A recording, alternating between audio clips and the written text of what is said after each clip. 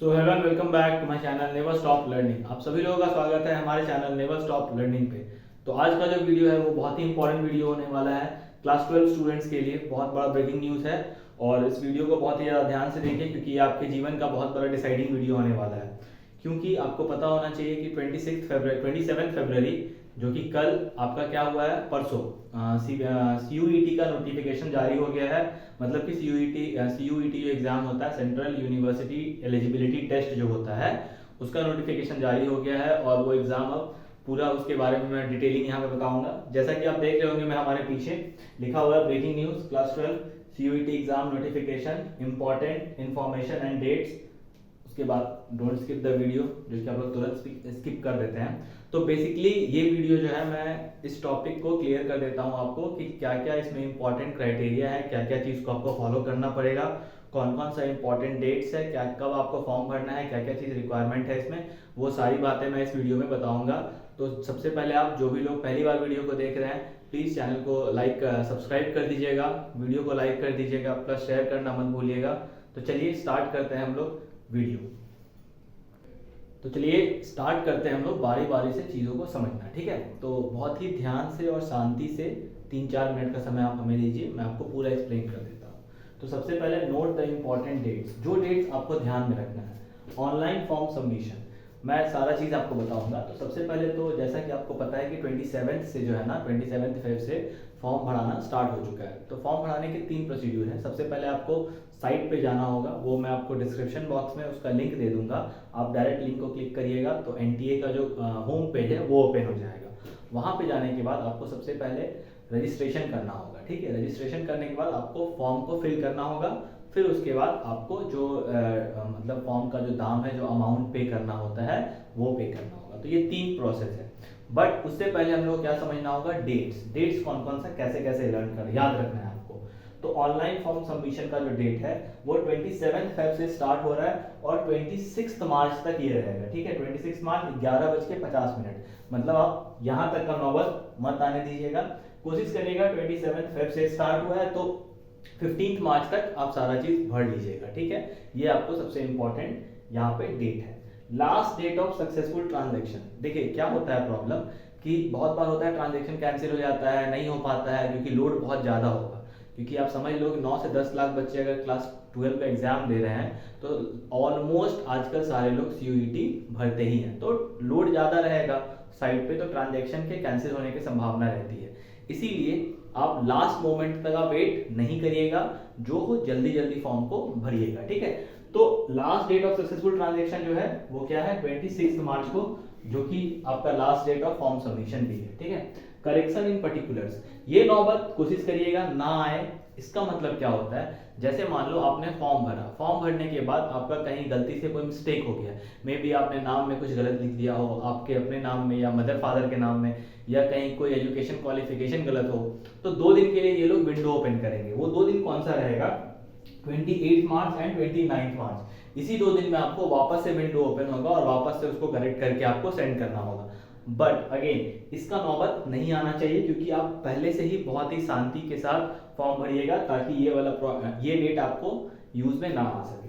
Announcement of centre, अब क्या होता है जब आप एग्जाम फॉर्म भरते हो तो अपना सेंटर सिलेक्ट करते हो, ठीक है। सेंटर क्या होता है, जैसे आपका जो होम टाउन है वो तो रहेगा ही रहेगा, साथ में 2-3 और सेंटर दिया रहता है। तो सेंटर का जो अनाउंसमेंट होगा वो पहले आजकल आ जाता है, ठीक है। तो एक डमी एडमिट कार्ड इन लोग रिलीज करेंगे, जो आपको जिसमें सेंटर का पता रहेगा आपको, ठीक है, कि कहाँ पे मेरा सेंटर पड़ा है। तो वो कौन सा तारीख को रिलीज होगा, 30 अप्रैल ऑनवर्ड। अब देखिए ऑनवर्ड्स कहने का मतलब क्या है, ये टेंटेटिव डेट है, मतलब ये संभावित है। इस तारीख के बाद से वो लोग ऐसा काम करना स्टार्ट कर देंगे, सेंटर के बारे में आपको नॉलेज मिल जाएगा। एडमिट कार्ड डिस्ट्रीब्यूशन कब से होगा, तो सेकेंड वीक ऑफ मई, मतलब आप मान के चलो कि 7 से 14 या 14 तक, क्योंकि 15 से तो एग्जाम स्टार्ट है, तो 7 से लेकर के होपफुली 12 तक में लोग एडमिट कार्ड डिस्ट्रीब्यूट कर देंगे। अब दिक्कत क्या है यहाँ पे कि सेकेंड वीक ऑफ मई जो है ये भी टेंटेटिव डेट है, क्योंकि इलेक्शन का समय हो सकता है इसमें थोड़ा आगे पीछे हो सकता है। बट हमें जहां तक लगता है मई में इलेक्शन ओवर हो जाना चाहिए, ठीक है। डेट ऑफ एग्जामिनेशन ये फिक्स है आपका, 15 मई से स्टार्ट होगा और 31 मई तक चलेगा। सबका शेड्यूलिंग बना हुआ रहता है, किसी का किसी डेट में पड़ता है, किसी का किसी डेट में पड़ता है। और रिजल्ट अनाउंसमेंट जो है वो 30 जून, ये भी टेंटेटिव है। क्या है? टेंटेटिव है ना। तो कहने का मतलब है कि ये चीज आपको ध्यान रखना होगा। अब समझते हैं सब्जेक्ट्स क्राइटेरिया क्या है, कितना सब्जेक्ट आप भर सकते हैं, सबके फी क्या है, और क्या क्या चीज कैसा कैसा पेपर होगा। तो चलिए अगले में देखते हैं वो सब। तो चलिए अब समझते हैं कि फी कितना क्या लगेगा। तो सेंट्रल यूनिवर्सिटी एंट्रेंस टेस्ट ये 2024 है, ठीक है, और इसी को हम लोग CUET भी बोलते हैं, पहले तो ये बात पता होना चाहिए, ठीक है। अब समझते हैं कि हर कैटेगरी का क्या फी है और कैसे इसमें क्या करना है आपको। तो कैटेगरी UR मतलब अनरिजर्व, जो कि जनरल कास्ट वाले लोग हैं, उनको 100 रुपये लगेगा, 100 रुपये बोल रहे हैं, 1000 रुपये लगेगा फॉर्म भरने का। इसमें आपको 3 सब्जेक्ट भरना है। देखो 3 सब्जेक्ट तो कंपलसरी भरना ही है। जनरल नॉलेज, जिसको कि जीके पेपर बोलते हैं, वो कंपलसरी है। उसके बाद आपका एक लैंग्वेज पेपर होगा। लैंग्वेज जो होगा वो 33 लैंग्वेजेस हैं टोटल, जिसमें आपको इंग्लिश, हिंदी, रीजनल लैंग्वेज, ये सारे पेपर्स होंगे। और एक होगा डोमेन स्पेसिफिक, मतलब जो सब्जेक्ट आपको करना है, फिजिक्स, केमिस्ट्री, बायोलॉजी, वो, ठीक है। तो 3 तो आपको भरना ही है। उसके बाद आप एक्स्ट्रा पेपर भी भर सकते हैं। जैसे आपको कॉम्बिनेशन चूज करना है, मान लो किसी को फिजिक्स भी भरना है, केमिस्ट्री भी भरना है, मैथ्स भी भरना है, तो पहले तो 3 पेपर भरना ही पड़ेगा। साथ में आप जितना सब्जेक्ट पढ़ाओगे तो उतना आपको लेना होगा, ठीक है, उतना अलग पेपर से देना होगा। आप समझाते हैं कैसे।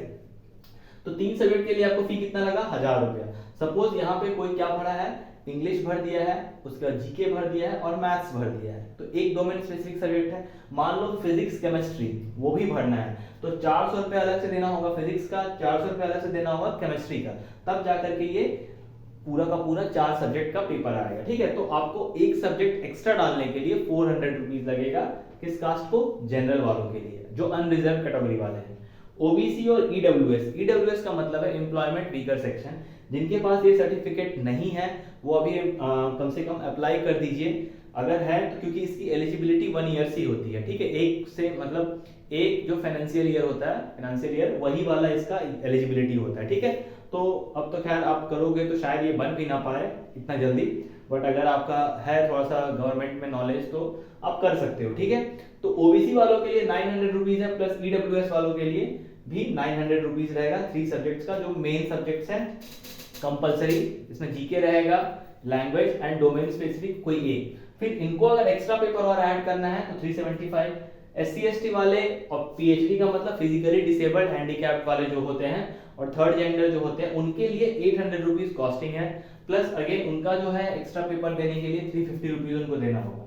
आउटसाइड इंडिया जो फॉरेनर्स है, फॉरेनर कहने का मतलब जो इंडिया के बाहर के लोग हैं, इवन कि नेपाल वाले लोग हैं, उनको 4500 रुपीज पे करना होगा और 1800 रुपीज पर सब्जेक्ट एक्स्ट्रा में चार्ज लगेगा। तो ये था फी क्राइटेरिया।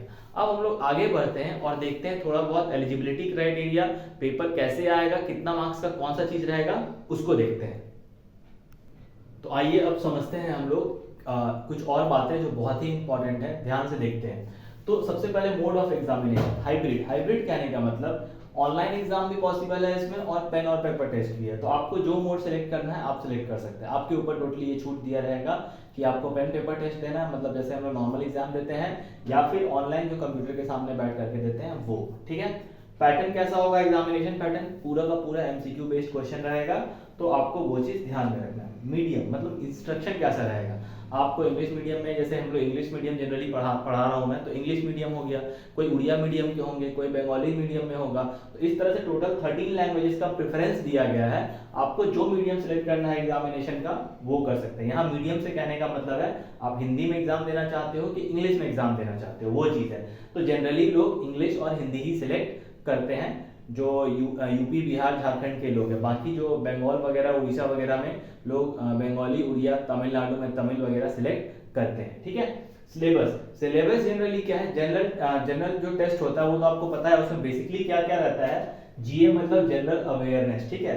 उसके बाद करंट अफेयर्स होता है, रीजनिंग होता है, बहुत टाइप के रीजनिंग होते हैं, लॉजिकल है, एप्टीट्यूड है, क्वांटिटेटिव एप्टीट्यूड जिसको क्वांटिटेटिव रीजनिंग भी कहा जाता है। RS अग्रवाल का बुक आता है, अरिहंत का भी बुक आता है, वहां से ये क्वेश्चन रहता है, जिसमें आप जनरली पूरा मैथ्स जो अंक गणित होता है, जिसको क्वांटिटेटिव एप्टीट्यूड बोलते हैं, वो रहता है।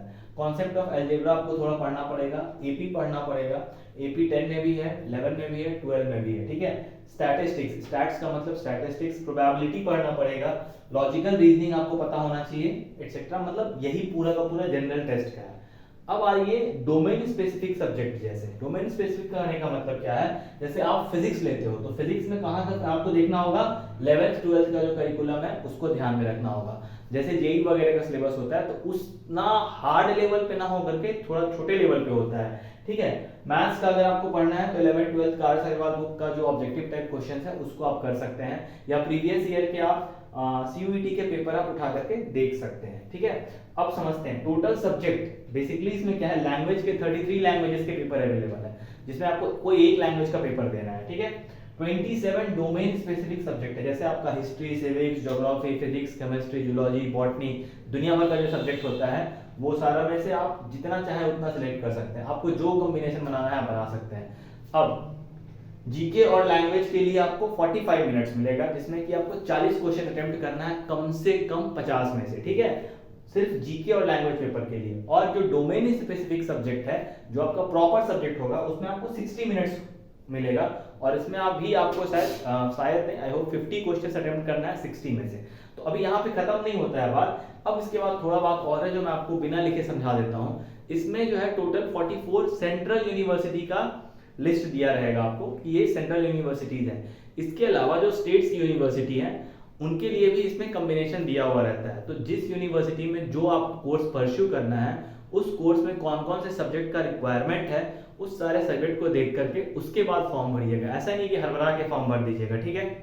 पहले आपको करना क्या है उस पर फोकस करिएगा, फिर क्या क्या सब्जेक्ट का रिक्वायरमेंट है वो देख लीजिएगा, फिर आपको कौन कौन से यूनिवर्सिटीज भरना है, क्योंकि इसमें करीबन 7 से 8 यूनिवर्सिटी का ऑप्शन देता है भरने के लिए, आई होप, ठीक है। तो वो सारा चीज पहले आप बैठ करके थोड़ा रिसर्च वर्क कर लीजिएगा, फिर उसके बाद भरिएगा। तो ये था पूरा complete information regarding CUET examination.